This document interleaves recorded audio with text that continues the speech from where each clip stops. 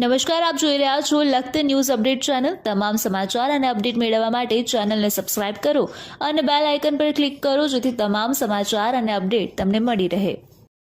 પાથરિયા ગામની પ્રાથમિક શાળામાં 52 શાળાઓના 108 શિક્ષકને ફાયર સેફ્ટીની ટ્રેનિંગ આપવામાં આવી। લીડિંગ ફાયરમેન એન્ડ ટીમના કર્મચારી અને માસ્ટર ટ્રેનર દ્વારા તાલીમ આપવામાં આવી।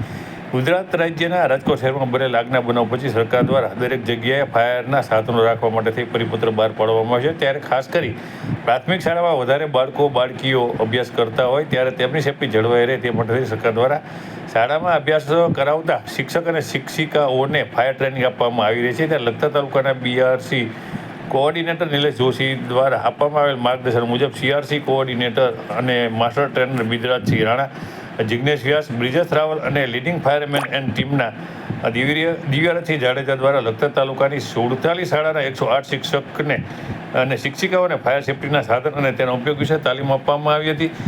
તમામ શિક્ષક અને શિક્ષિકાઓ દ્વારા તાલીમ લેવામાં આવી હતી અને તેઓએ પોતાની શાળાની અંદર ફાયર સેફ્ટી સંભાળશે તેમ પણ તેમના દ્વારા જણાવવામાં આવ્યું હતું।